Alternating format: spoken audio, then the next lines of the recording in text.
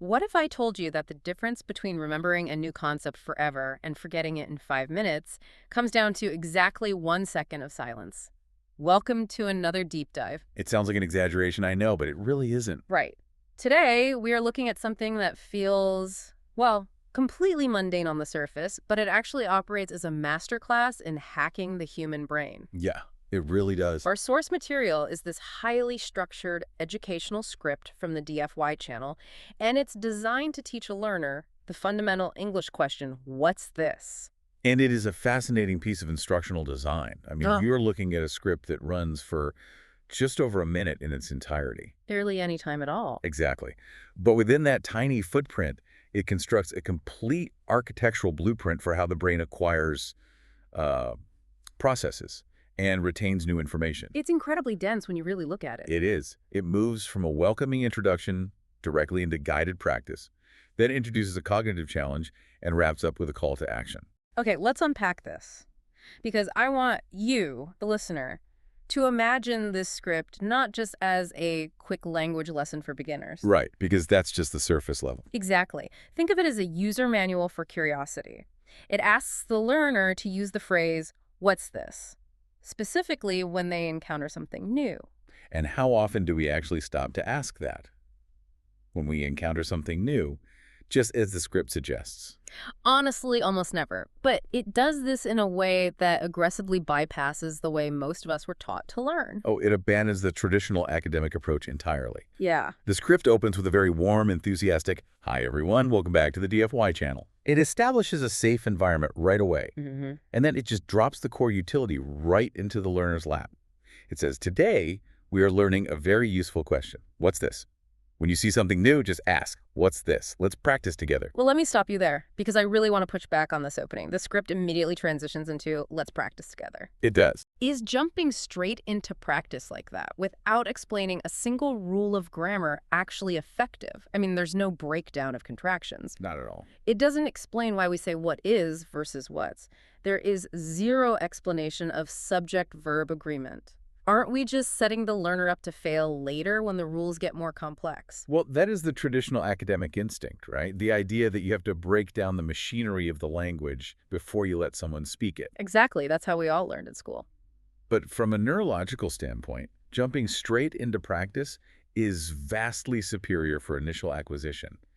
And it all comes down to cognitive load theory. I've heard that term thrown around. How does that actually work in practice here? So think of your working memory, the part of your brain that handles new incoming information, as a very small workbench. Okay, a small workbench. Right. It only has space for a few items at a time. If the script tried to explain the grammar of what's this, it would be dumping a massive schematic onto that tiny workbench. Oh, that makes sense. The learner would have to hold the concept of contractions, the definition of a pronoun, and the verb to be all in their head at once. Which just consumes all their cognitive bandwidth. Precisely. So the workbench gets cluttered, and the actual goal learning how to ask a question just falls off the edge. Exactly. By skipping the grammatical lecture entirely, the script treats the phrase, "what's this?" as a single functional unit of sound. It's not a sentence to be diagrammed. No, it's a tool. It's a key that unlocks the unknown. This frees up the brain's working memory to focus entirely on the objects that are about to be introduced. I see. It's like throwing someone into the shallow end of a pool. That's a great way to put it. It's immediate immersion, but it's safe. You don't need to know how an internal combustion engine works to turn the key in the ignition. You really don't. You just need to know that turning the key makes the car start. What's fascinating here is how it reframes the psychological experience of not knowing something. For adults, encountering the unknown usually triggers feelings of inadequacy or confusion.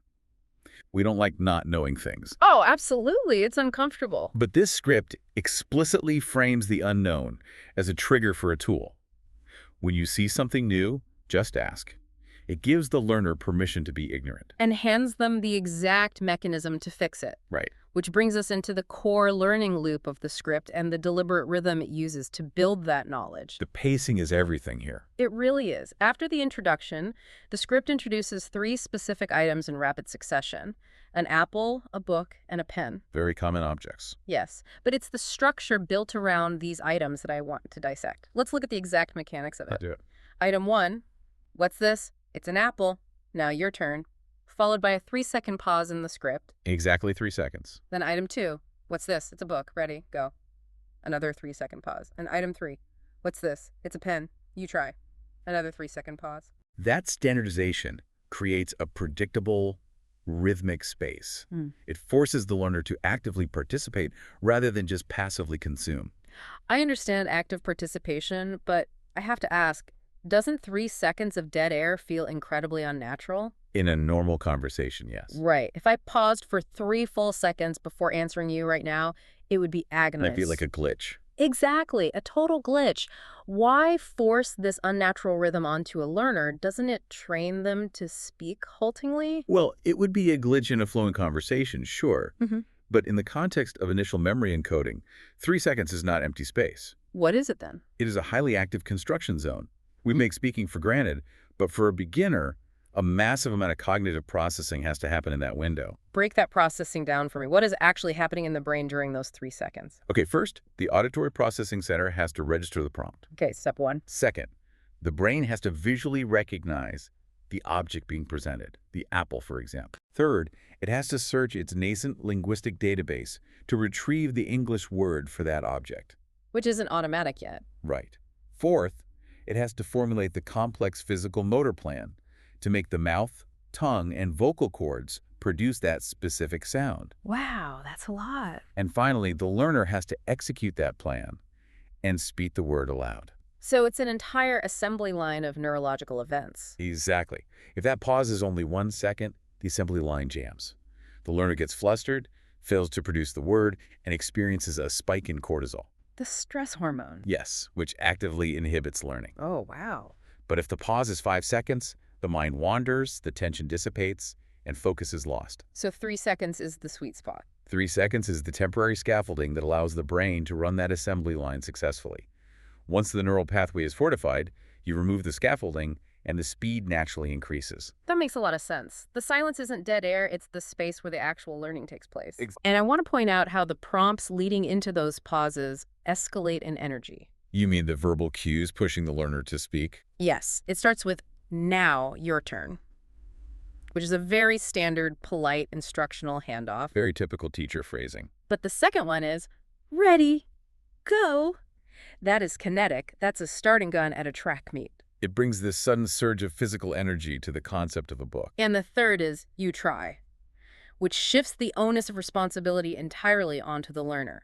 It's a subtle psychological push. It prevents the repetition from becoming a mindless drone. If the script just said repeat 3 times in a row, the brain would habituate to the command. You would just tune it out. Right. By changing the verbal cue, the script forces the working memory to stay alert and engaged. Here's where it gets really interesting. I want to shift from how they are teaching to what they are teaching. The objects themselves. Yeah, the script uses an apple, a book, and a pen. Foundational artifacts. Exactly. Now, instead of analyzing these as deep literary metaphors, let's look at them from the perspective of the learner's psychology. Okay. Why start with these specific objects? Have you ever noticed how the most universal learning tools are always the simplest objects within arm's reach? Grounding is essential. When you are introducing a completely new abstract concept, like a foreign language structure, you have to anchor it. To something safe. To something the brain already accepts as safe and indisputable, yes. Because if you introduce a complex grammar rule alongside a complex, unfamiliar object, the brain just throws its hands up. It triggers the exact cognitive overload we discussed earlier. An apple, a book, and a pen are tactile realities. You can hold them. They are intimate, manageable objects that fit in the palm of your hand. The brain does not need to expend any energy figuring out what an apple is. So all the focus goes to the language. Therefore, all of its processing power can be dedicated to mapping the new English sound to the known concept. That raises a huge point about how we design learning experiences for adults in the real world. It really does. Think about corporate onboarding or training someone on a new piece of enterprise software. We almost always overwhelm people with the entire complex system at once. Oh, absolutely. We show them the master dashboard with 40 different metrics on day one. Which is the pedagogical equivalent of starting a language lesson with a lecture on subjunctive clauses. Right. What this script proves is that you have to start with the apple. You find the most basic, familiar, unintimidating element. And you let the learner Master that single interaction first. It builds immediate confidence. It really does. Because by the time you've successfully identified the apple, the book, and the pen in this script, you are feeling pretty good about yourself. Right in the 3-second wave. Exactly. But confidence can quickly become complacency if you aren't careful. Which is why the script has to break its own pattern. Yes, and this is my favorite part of the entire architecture. The challenge. At about the 45-second mark, the steady rhythm stops. The script bounces with a noticeable spike in energy. Challenge time. Look at this. What's this? This is the critical pivot from rote repetition to cognitive retrieval. The shift in tone signals to the brain that the rules of engagement have changed. The safety wheels are coming off. Yeah, exactly. And most notably, the pause here is explicitly marked as 4 seconds, not 3. 4. Which is a massive difference in brain time. That extra second has to be a deliberate pedagogical decision. The answer is then revealed. Great job, it's a backpack. Adding that extra second to the pause is the masterstroke of the script. Why is that? We talked about the 3-second assembly line for rote repetition. Yeah. But a challenge requires a different, longer neural pathway. Because they haven't just heard the word. Right. The previous items were immediate echoes. I show you an apple, I say apple, you say apple. The answer is hovering right there in your short-term memory. But with the backpack, the learner is flying blind. They are. A challenge implies independent retrieval from long-term memory without a direct, immediate model. So the brain has to work harder. The brain has to dive much deeper into its archives to find the vocabulary word for the new visual input. That deep search takes a fraction of a second longer. And if they didn't get that extra second? If the script stubbornly kept the 3-second pause, it would rush the learner. It would induce anxiety, which you mentioned earlier, spikes cortisol, and short-circuits the recall process. Precisely. That 4th second is the breathing room required for a genuine aha moment to bloom. It's the difference between failure and success. It is the exact margin of error between a frustrating failure and a triumphant success. I want to dig into that triumph because the validation immediately follows. Great job. Yes. Great job. It's a backpack. It's a very simple phrase, but I imagine it's doing heavy lifting neurologically. Oh, it is triggering the brain's reward system. How so? Well, when the learner realizes the pattern has changed to a challenge, it creates a mild stressor. The brain recognizes an obstacle. Okay, when the learner successfully retrieves the word backpack within those 4 seconds, resolving that stressor, and then here's the external validation of great job, They get a reward. it triggers a massive release of dopamine. And dopamine isn't just about feeling good, right? It actually plays a role in memory formation. It acts as a chemical save button. A save button. I love that. Dopamine physically reinforces the neural synapses that were just used to retrieve the word backpack. So it locks it in. Signals to the brain, whatever pathway you just took to get that answer, pave it, make it permanent. That is incredible. This neurochemical loop cue, routine, reward is what ensures the learner will actually retain the information long after the video ends. That makes so much sense. And I also want to look at the object they chose for this final challenge. The backpack. Yeah. Okay. You move from an apple, a book, and pen items you hold in your hand to a backpack. Right. You don't hold a backpack. You wear it. You use it to contain other things. It feels like an escalation in the complexity of the object itself. It is a container, a system, rather than a discrete component. Yes. It serves as a brilliant structural metaphor for the learning process that just occurred. What do you mean? Over the last 45 seconds, the learner was handed individual tools, an apple, a book, and a pen. Right. And now they are given the backpack.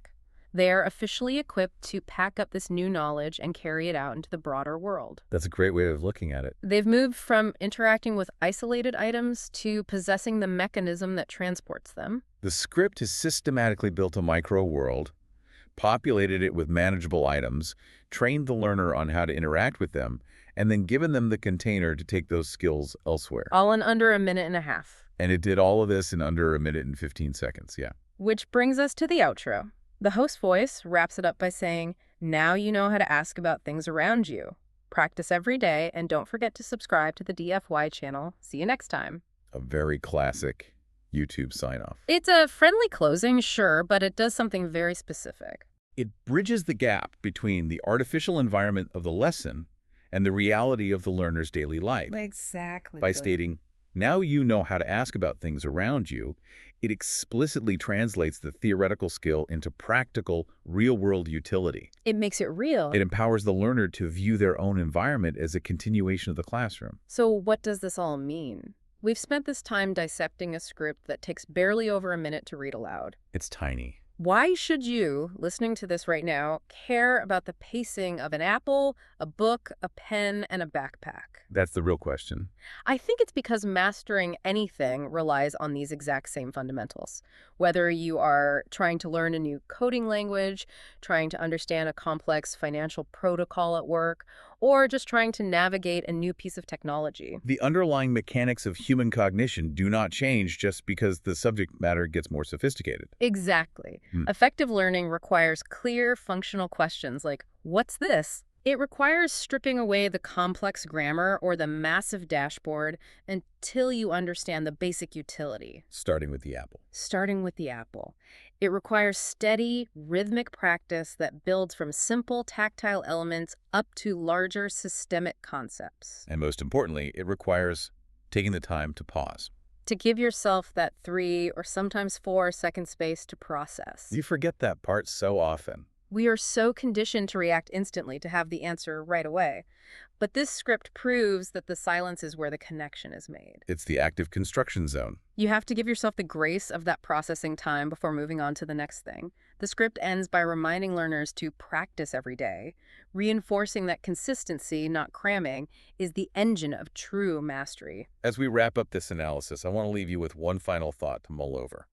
Building on the core instruction of this remarkable little script. Exactly. The entire lesson is built around the instruction to ask, what's this? When you see something new. It frames the question as the key to the unknown. It's the mechanism for turning ignorance into understanding. Right. But consider the inverse application. What would happen if you applied that exact same question to something completely familiar in your life right now? Oh, wow. We walk past the same objects, engage in the exact same routines, and perform the same processes at work every single day. Assuming we fully comprehend them because we are used to them? We stop seeing them entirely. We run on autopilot. Yeah, totally. What layers of hidden understanding, or perhaps hidden inefficiencies, might you uncover if you looked at your everyday routine, your current professional challenges, or even the systems you interact with daily, and genuinely, with the curiosity of an absolute beginner, stopped and asked, what is this?